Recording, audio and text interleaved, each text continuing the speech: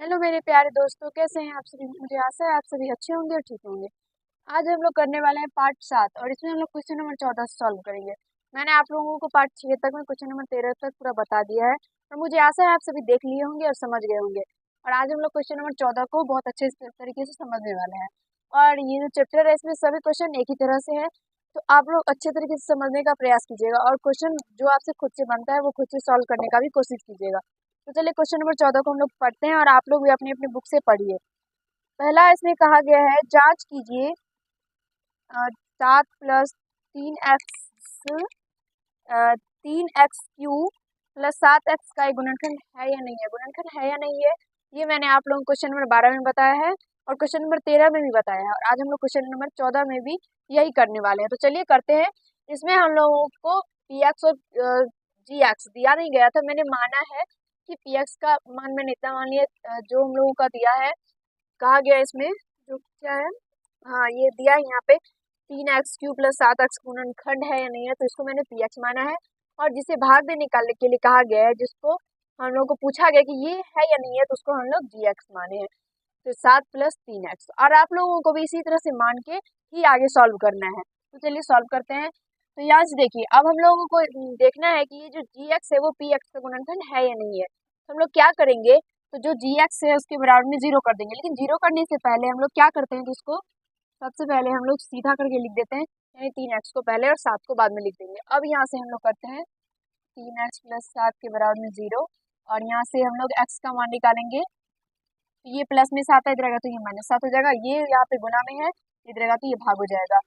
तो अब यहाँ से देखिए, यहाँ पे जो x का मान निकला है वो -7/3 निकला है और इसको हमको रखना है px में। तो यहाँ से p -7/3 हम लोग रखेंगे px में, x का मान -7/3, तो 3 गुना x³ है तो -7/3 का क्यू हो जाएगा प्लस 7 गुना -7/3। अब यहाँ से देखिए, ये जो 3 गुना -7/3 है इसको हम लोग 3 बार रिपीट करते हैं, -7/3 गुना -7/3 और यहाँ से ये प्लस 7 गुना -7/3 है, तो यहाँ से ये प्लस माइनस माइनस हो जाएगा, 7×7 = 49/3 हो जाएगा। अब यहाँ देखिए, ये 3 से ये 3 कट जाएगा तो ऊपर में जो है वो 7 का क्यूब आता है, जो क्या होता है, तो ये 343 होता है। अब यहाँ देखिए, ये माइनस माइनस प्लस और ये फिर प्लस और माइनस माइनस हो जाएगा, तो यहाँ से -343 हो जाएगा और यहाँ से नीचे में जो है वो 3 × 9 हो जाएगा और यहाँ से -49/3। अब हम लोग क्या करेंगे, दोनों का एलसीएम ले लेंगे। दोनों का एलसीएम लेने के लिए हम लोग 9 और 3 का एलसीएम लेंगे, तो यहाँ पे 9 आएगा और यहाँ पे ऊपर में -343 और यहाँ से -3 × 9 होगा, यानी 9 और 3 को 49 से गुना करना पड़ेगा, तो 9 × 3 = 27, 2 4 × 12 और 2 14, तो यहाँ से 147 हो जाएगा। अब इसको हम लोग दोनों को क्या करेंगे, तो ऐड करेंगे, क्योंकि ये भी माइनस में है और ये भी माइनस में है, दोनों माइनस में होगा तो ऐड करेंगे, लेकिन माइनस का चिन्ह लग जाएगा, तो यहाँ से जब ऐड करेंगे तो ये 10, 8 और 1 9 और यहाँ से 3 और 1 4 और नीचे में जो है वो 9 हो जाएगा। और अगर देखा जाए तो ये कटेगा भी नहीं, तो अगर ये नहीं कट रहा है तो इसको हम लोग क्या करेंगे, तो छोड़ देंगे और यहाँ से ये जो है 0 निकल के नहीं आया इसका शेषफल, तो यहाँ से अब हम लोग लिखेंगे और इसे ये साबित भी होता है कि इसका जो ये जो यहाँ पे हम लोग जो माने हैं gx वो px का गुणनखंड नहीं है। और मुझे आशा है आप लोगों को नीचे में भी दिख रहा होगा, तो यहाँ से अतः gx px का गुणनखंड नहीं है। और आप लोगों को जितना भी मैं क्वेश्चन बताती हूँ सबको अच्छे से रिवाइज करना है और सबका आंसर भी मिला लेना है। और इसका आंसर भी मिल चुका है, आंसर में है कि इसका गुणनखंड ये नहीं है। तो चलिए क्वेश्चन नंबर 2 को सॉल्व करते हैं। इसमें जो कहा गया है वो हम लोगों को क्वेश्चन नंबर 2 को पढ़िए।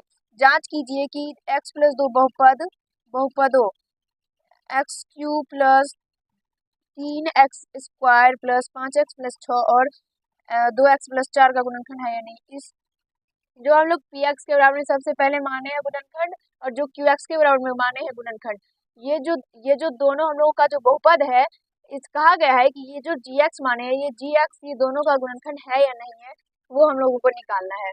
तो चलिए सबसे हम लोग बारी बारी से दोनों को जांच करेंगे। तो सबसे पहले पी एक्स को जांचने के लिए हम लोग सबसे पहले क्या करेंगे, तो ये जो जी एक्स है इसके बराबर में हम लोग 0 कर देंगे। तो यहाँ से एक्स का मान -2 निकल के आएगा, और -2 जो एक्स का मान निकला उसको हम लोग सबसे पहले पी एक्स में रखेंगे। तो पी -2 निकालेंगे, तो एक्स क्यू तो -2 का क्यू प्लस 3 गुना -2 का स्क्वायर प्लस, और यहाँ से ये क्या है 5x, तो 5 गुना -2 प्लस 6। तो यहाँ से देखिए -2 का क्यू है, तो यहाँ से ये -8 हो जाएगा। अब यहाँ पे ये प्लस 4 किया 12 हो जाएगा, 2 का स्क्वायर 4 और 3 से गुना करने पर 12 हो जाएगा। यहाँ पे -10 और प्लस 6 हो जाएगा। अब यहाँ से ये माइनस माइनस को जोड़ देंगे तो 18 -18, और यहाँ से प्लस 18 हो जाएगा। तो ये घटेगा तो 0 हो जाएगा। और जब ये 0 हो गया तो इसका मतलब है ये जो पी एक्स जो है वो जी एक्स का एक गुणनखंड है। लेकिन एक बाकी है, तो दोनों को जांच करने के बाद ही हम लोग लिखेंगे। तो यहाँ से देखिए अब हम लोग x का मान जो है वो क्यू एक्स में रखेंगे। तो q -2 निकालेंगे, तो यहाँ से 2 गुना -2 प्लस 4, तो यहाँ से -4 प्लस 4 ये घटेगा तो ये भी 0 हो जाएगा। और ये इसमें जो है वो दोनों जो है वो 0 इसका शेषफल निकल के आ गया है। तो यहाँ से हम लोग लिखेंगे अतः जी एक्स पी एक्स तथा, और एक माने हैं क्यू एक्स, तो क्यू एक्स का गुणनखंड है। यहाँ पे हम लोग लिखेंगे अतः जी एक्स पी एक्स तथा क्यू एक्स का गुणनखंड है। और इसमें जो है एक तीसरा भी क्वेश्चन है जो आप लोगों को स्क्रीन बोर्ड पे दिख रहा होगा, जो क्वेश्चन नंबर 3 है। इसमें हम लोगों को कहा गया है जो क्यू टी के बराबर में दिया गया है बहुपद, मतलब दिया नहीं गया है, इसमें हम लोग माने हैं। चलिए क्वेश्चन को पढ़िए। हाँ, यहाँ पे जांच कीजिए कि बहुपद Q T 4t³ plus 4t square minus T minus 1 ये 2t+1 का गुणज है या नहीं है। गुणज या गुणनखंड बात एक ही है, इसमें भी उसी प्रोसेस से बनाना है। तो इसमें जो है वो जी टी नहीं दिया गया था, क्यू टी दिया है। तो क्यू टी दिया है ये बहुपद, तो हम लोग जी टी को मान लिए। अब आप लोगों को क्या करना है, तो यहाँ से इसको सॉल्व करने के लिए हम लोग जो जी टी है इसके बराबर में हम लोग 0 कर देंगे। तो 2t+1 के बराबर में 0 करेंगे, तो 2t के बराबर -1 और t के बराबर में -1/2 निकल के आएगा। तो यहाँ पे जो क्यू टी है उसमें हम लोग टी का मान रख देंगे। तो क्यू क्यू -1/2 निकालेंगे, तो 4t का क्यू है, तो 4 गुना -1/2 का क्यू प्लस 4 गुना -1/2 का स्क्वायर -1/2 और -1। तो अब यहाँ से देखिए हम लोग इसको सॉल्व करेंगे, तो -1/2 का क्यू है, तो -1/2 का जब क्यू करेंगे तो यहाँ पे देखिए -1/2 गुना -1/2 गुना -1/2। तो सबसे पहले तो ये माइनस में हो जाएगा, उसके बाद एक को एक के साथ गुना करने पर 1 होगा, और नीचे में जो है वो 8 हो जाएगा। तो यानी -1/8 हो जाएगा, और -1/8 को हम लोगों को 4 से भी गुना करना है, तो ये 2 से कटेगा, तो ये रिटर्न में -1/2 ही हो जाएगा। और उसके बाद जो है 4 गुना क्या है 4 गुना -1/2, तो यहाँ से -1/2 का स्क्वायर करेंगे, तो इस यहाँ पे ये जो है वो 1/4 हो जाएगा, और गुना में 4 है तो ये कटेगा तो 1 हो जाएगा। तो यहाँ से प्लस में 1, और यहाँ से ये माइनस, एक सेकेंड चलिए यहाँ से लिखते हैं, जगह बहुत कम है यहाँ पे। तो यहाँ पे ये -1/2 प्लस 1, और यहाँ से ये -1/2 और -1, ये माइनस और ये +1 तो कट ही जाएगा। तो यहाँ से ये निकल के क्या आया -1/2 -1/2, और ये दोनों को हम लोगों को ऐड करना है, तो ऐड करेंगे तो ये हो जाएगा -2/2, और कटने पर -1 हो जाएगा।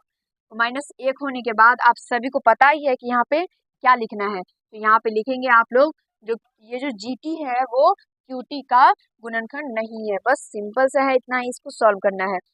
और मुझे पूरा आशा है कि आप लोगों को समझने में थोड़ा सा भी दिक्कत, समस्या, कठिनाई नहीं हुआ होगा।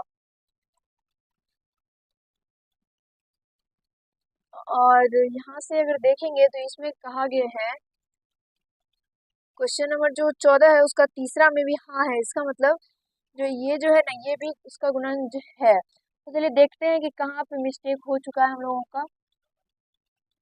एक सेकेंड थोड़ा हम लोग क्वेश्चन में मिला लेते हैं एक बार। तो क्वेश्चन हम लोगों का पूरा सही है। हाँ, तो ये पूरा सही है। चलिए थोड़ा सॉल्व करने में देख लेते हैं कहाँ पे क्या हुआ है।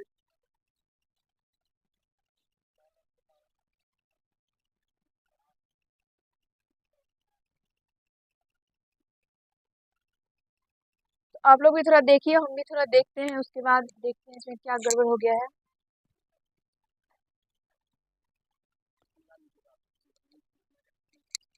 मेरे प्यारे दोस्तों, अब यहाँ से आप लोग देख सकते हैं कि इसमें हम जो बनाए हैं उसमें कोई भी दिक्कत नहीं हुआ है, क्योंकि हम जो प्रोसेस किए वो पूरा सही है। लेकिन इसका आंसर जो है, इसमें मेरा निकला है कि इसका गुणनखंड नहीं है और आंसर में है इसका गुणनखंड है। तो अगर आंसर का बात करें, आंसर के अकॉर्डिंग हम लोग चले तो यहाँ से या तो ये जो माइनस में टी है वो यहाँ पे जो है वो प्लस में टी होता, तब ये यहाँ से प्लस टी प्लस 1/2 होता, तो ये दोनों कट जाता तो इसका 0 निकल के आता।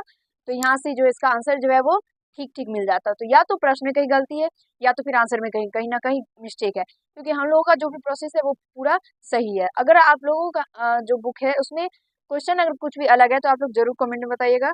और अगर कहीं पे आप लोगों को दिक्कत नजर आ रहा है तो वो आप लोग जरूर कमेंट कीजिएगा कि चलिए यहाँ पे दिक्कत है, तो हम भी देखेंगे कहाँ पे दिक्कत है। लेकिन हमको कहीं से नहीं मिला कि इसमें क्या हम गलती की है। हमको बस यही लगता है या तो इसका आंसर मिस्टेक है या तो इसका जो क्वेश्चन है उसी में थोड़ा कहीं ना कहीं मिस्टेक है। यहाँ पे ये माइनस में टी नहीं, ये प्लस में टी होता, या तो ये इसमें क्वेश्चन आंसर में ही गलत हो सकता है। तो बस इसको अब यहाँ से लिख लीजिएगा ऐसे आगे कि इसका जो ये जो जीटी है वो क्यूटी का गुणनखंड नहीं है। और मुझे पूरा आशा है कि आप लोगों को अच्छे से समझ में आ गया होगा और आप लोगों को अच्छा भी लगा होगा। अगर वीडियो अच्छा लगा हो तो लाइक कर दीजिएगा। और कहीं से अगर आप लोगों को थोड़ा सा भी अगर क्वेश्चन अलग आप लोग के बुक में हो तो आप लोग जरूर कमेंट कीजिएगा, क्योंकि मेरे बुक में इसी तरह से सेम टू सेम क्वेश्चन है, क्वेश्चन भी मिला लिए और आंसर भी देख लिए, इसलिए मेरे बुक में यही है। और अगर आपके बुक में अगर अलग है तो आप लोग जरूर बताइएगा। तो चलिए आज की इस वीडियो में हम लोग इतना ही करेंगे, अगली वीडियो में हम लोग क्वेश्चन नंबर 15 को सॉल्व करेंगे। धन्यवाद।